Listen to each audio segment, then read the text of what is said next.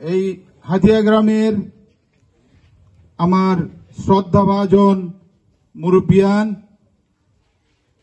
আমার প্রাণের স্পন্দন, আমি যে মাটিতে আজকে দাঁড়িয়ে আপনাদের সম্মুখে কথা বলছি সেই মাটিতেই আমার জন্ম। আমি আজকের যে আপনারা বক্তব্য দিয়ে গেছেন আমি অত্যন্ত আবেগ আপ্লুত হয়ে পড়েছি। আপনারা যে সম্মানটুকু আমাকে দেখিয়েছেন, আমি আমাদের বিশেষ করে সর্বপ্রথমই শ্রদ্ধাবোধ স্মরণ করতে চাই আজকের আমার মুরব্বিয়ান যারা প্রয়াত। আপনারা জানেন হাতিয়া এবং নাসিতে অনেক মুরব্বী বৃন্দ ছিলেন যারা আজকে আমাদের উপস্থিত নাই। আমি তাদের আত্মার মাগফিরাত কামনা করছি। আজকের আমি অত্যন্ত আবেগ আপ্লুত। আজকে যদি এই মুরব্বিয়ান বৃন্দ আজকে আমাদের সামনে থাকতেন এবং জানতেন আমি এইখানে কিসের জন্য এসেছি, আমার লক্ষ্য উদ্দেশ্য কি, আমি আসলে খুব গর্ববোধ করতাম। তারপরেও আপনারা যারা আছেন, আপনারা মুরব্বী, যুবক, ছাত্র, আমার ভাই, আমার বাতিজা, আমার শ্রদ্ধেয় অনেক আত্মীয় স্বজন, বন্ধু বান্ধব এখানে উপস্থিত হয়েছেন। আজকে আপনাদের সবাইকে আমি কৃতজ্ঞতার সহিত সালাম এবং শুভেচ্ছা জানাতে চাই। আপনারা জানেন দীর্ঘদিন থেকে আমি আমার একটা রাজনৈতিক দর্শন লালন করে আসছি। তারই ধারাবাহিকতায় আমি দীর্ঘদিন যাবৎ রাজনীতি করে আসছি। ঢাকা বিশ্ববিদ্যালয় থেকে আমি ছাত্র দলের রাজনীতি করেছি। ঢাকা বিশ্ববিদ্যালয় থেকে 90-এর স্বৈরাচার বিরোধী আন্দোলনে সক্রিয়ভাবে অংশগ্রহণ করে আসছি। এবং আপনারা যদিও জানেন আমার পরিচিতি আসলে আমি এখান থেকে দিতে চাই না। আপনারা সবাই জানেন আমি কে, আমি কার কাছে লালন হয়েছি। আপনারা যারা আমার মুরব্বিয়ান, আজকে আমি কেন আমি এখানে রাজনৈতিক বক্তব্য রাখবো না। এটা হচ্ছে আমার বাড়ি, এটা হচ্ছে আমার ঘর। এইখানে আপনারা যদি আমাকে সমর্থন না দেন, আমার লক্ষ্য উদ্দেশ্যকে যদি আপনারা আগাইয়ে নিতে না চান, তাহলে আমি রাজনীতি করার অধিকার এখানে রাখি না, আমি মনে করি তাই। সম্মানিত উপস্থিতি, আজকে যে আপনারা এখানে উপস্থিত হয়েছেন, আমি প্রথমেই আমাদের নেতা, আপনারা জানেন জননেতা, বাটি বাংলার গর্ব জননেতা নাসির চৌধুরী সাহেব অসুস্থ অবস্থায় আজকে ব্যাংকক হাসপাতালে আছেন। আমি ওনার খোঁজ খবর নিয়েছি। উনি যথেষ্ট আগের চাইতে অনেক হেলথ ইমপ্রুভ করছে। আপনারা জানেন দীর্ঘদিন থেকে উনি অসুস্থতা থাকার কারণে আমি গত 4 মাস আগেও এসেছিলাম যে আপনাদের সাথে মত বিনিময় করব, আপনাদের অপিনিয়ন নিব এবং দিরাইসাল্লার মানুষের পাশে থাকার অঙ্গীকার নিয়ে যে আমার বাসনা সেটা আপনাদের সম্মুখে ব্যক্ত করব।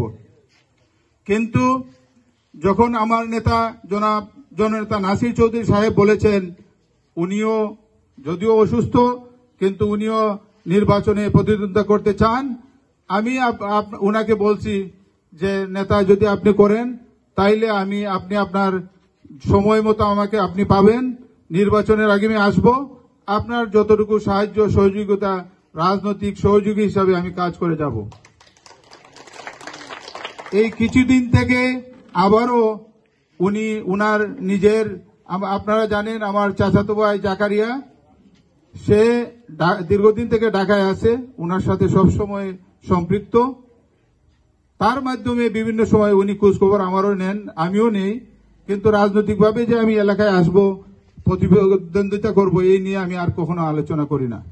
ওর মাধ্যমে উনি বলেছেন যে তাকে বলো এলাকায় আসতে, কারণ আমার শারীরিক অবস্থা ভালো না। যে কোনো মুহূর্তে যদি কোনো একটা সমস্যা হয়ে যায় তাইলে আমাদের বলয় থেকে তো একজন প্রার্থী থাকতে হবে। সম্মানিত উপস্থিতি, আপনারা এতে বুঝতে পারেন ওনার ইন্ডিকেশনটা কি, আপনারা এতে বুঝতে পারেন ওনার মনোবাসনা কি। উনি চাচ্ছেন যদি কোনো কারণে উনি ইলেকশন করতে না পারেন, তাইলে আমি উনার সহযোগী হিসাবে, উনার যে শিষ্য হিসাবেও আমি এই দিরাই সাল্লার খেদমত করতে আমি আপনাদের কাছে অনুরোধ করতে চাই। আপনারা আমার এখানে অনেক পিতৃতুল্য মুরব্বিয়ান আছেন, আপনারা যদি পরামর্শ আমাকে দেন এবং আপনারা যদি সহযোগিতা করেন, তাহলে আমি অবশ্যই আমার মনের মধ্যে যে বাসনা আছে এই পল্লী উন্নয়ন, আমি যদিও সুদূর প্রবাসে থাকি, কিন্তু আপনারা জানেন আমার মন পড়ে থাকে সেই বাংলায়, আমার এই মাটিতে। হাতিয়া গ্রাম আমার জন্মস্থান।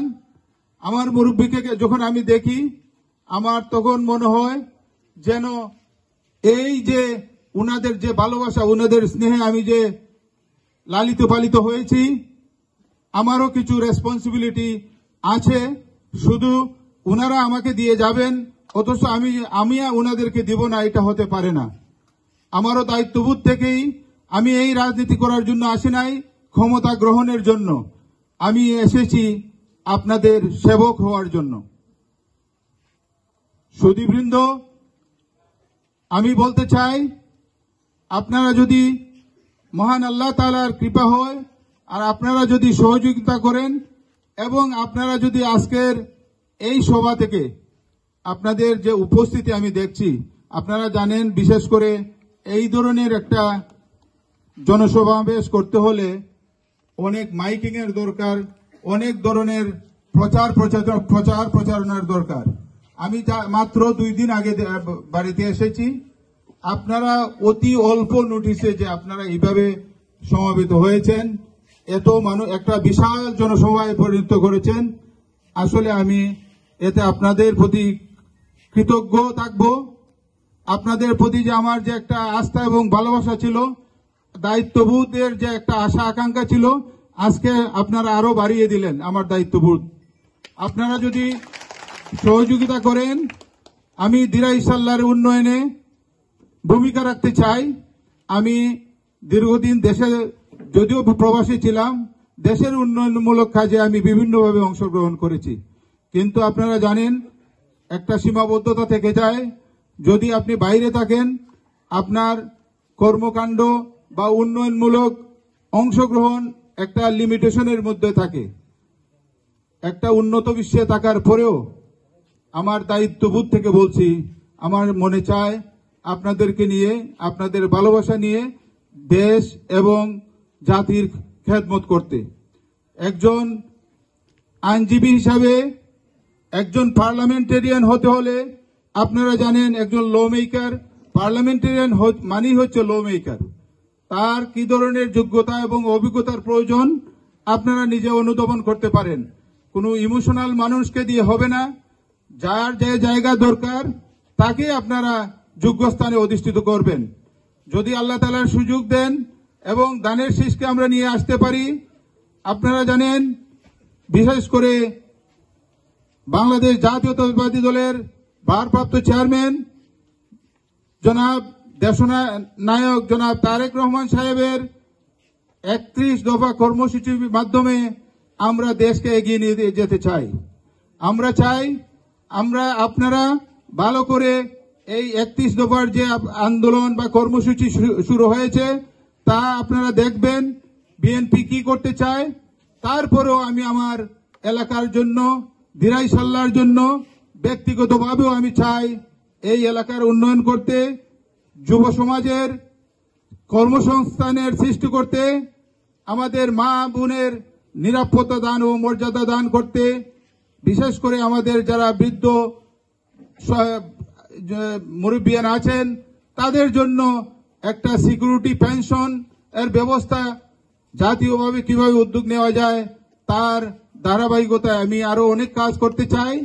যেখানে আমি যুবকদের জন্য, এই যে আজকের যুব সমাজ, আপনারা জানেন সমাজকে উন্নত করতে হলে যুব সমাজকে যদি কাজে না লাগানো যায় তাহলে কোনোভাবেই সম্ভব নয়।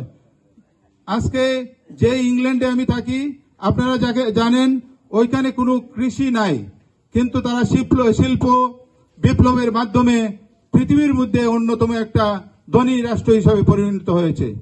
আমরা আমাদের যে সম্পদ আছে, আমাদের যে কৃষি আছে, কৃষির উন্নয়ন করতে চাই।